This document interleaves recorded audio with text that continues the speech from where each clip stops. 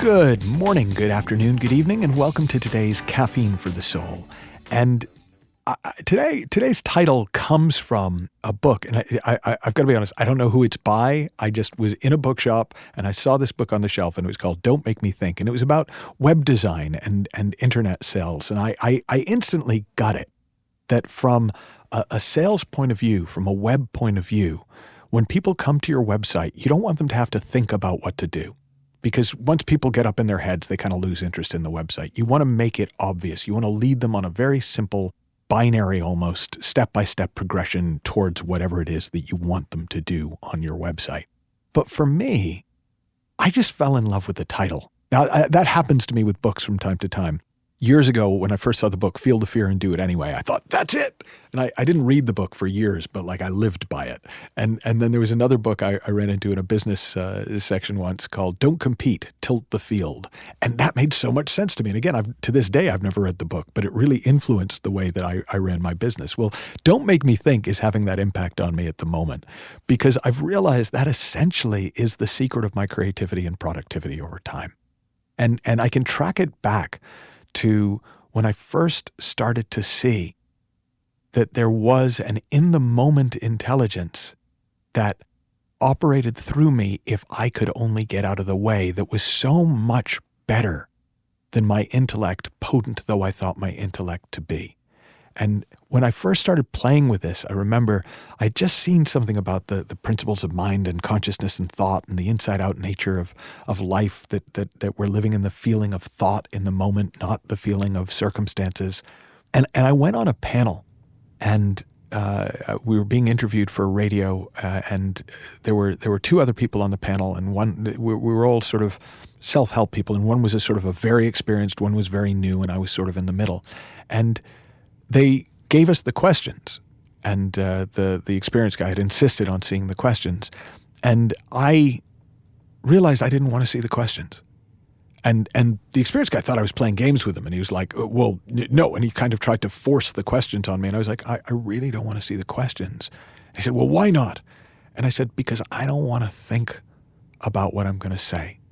Because I knew that if I started thinking about what to say, I would get clever. If I started thinking about what to say, I'd get up in my head. If I started thinking about what I was going to say, it wouldn't be as fresh when I said it. It would be more like acting. I'd been an actor. I know what that's like. And less like improv, where you're just allowing things to come to you in the moment. And when it works, the best improv is funnier than the most beautifully written sketch comedy. The problem is, of course, often it doesn't work because people aren't used to getting out of the way. And the best improv artists are.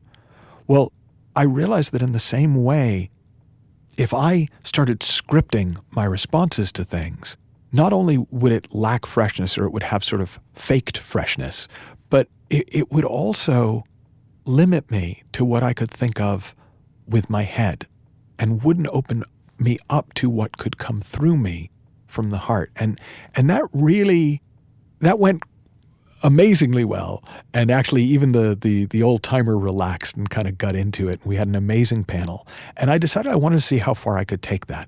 And so I did a year in 2009 of zero prep, where I deliberately, I did talks all over the world, and I did not prep a single talk.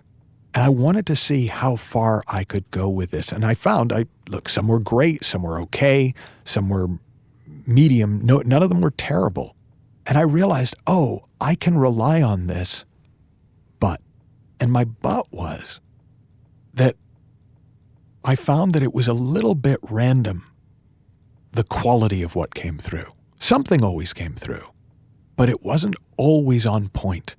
And so I decided I didn't want to stick with no prep. I wanted to find a kind of a way of preparing that didn't make me think, but gave me space to reflect. And what I mean by reflection is making space for things to come to mind.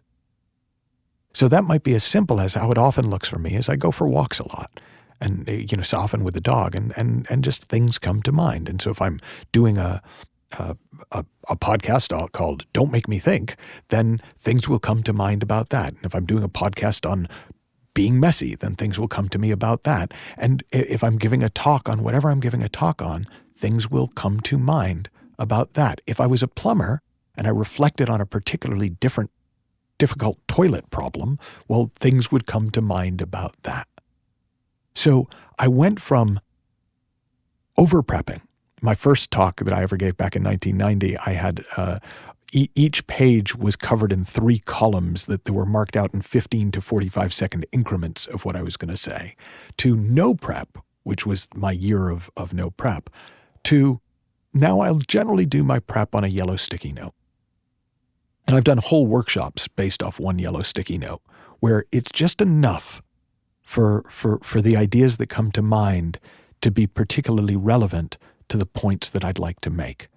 Now, that isn't just relevant to if you're a speaker or if you're in public. And the example that came to mind when I was thinking about it is there was a point where my son Oliver, I think he was probably 16, 17, maybe 17, 18. And we went out to lunch and he showed me his notes. And I said, "Oh, what are those for?" And he said, "They're for my date tonight." And I was like, "What?" And he said, "Yeah, I got worried that, everyone said that it's difficult because sometimes it gets awkward because you don't have anything to say. So I kind of made myself notes about what to say if it starts getting awkward." And in my head, I'm going, "Oh man, that's just going to be a train wreck." And I told him a story about Jim Carrey that I'd heard, the comedian, who said in his own kind of quest for flirting and dating and meeting women that he used to try to do the same thing. And then one day he just decided, I bet if I just don't plan it and I just go and I sit in front of a girl and I open my mouth, something will happen. And of course, what happened is Jim Carrey, international movie star. Well, in the same way, in any situation, we can actually rely on this innate responsive intelligence to come through us. But to my mind, if we pair that with giving ourselves a bit of space ahead of time for things to come to mind, or even space within something that we're doing for things to come to mind, we get the best of both worlds, and we really unleash the creativity within. Have fun, learn heaps, and I'll talk with you soon.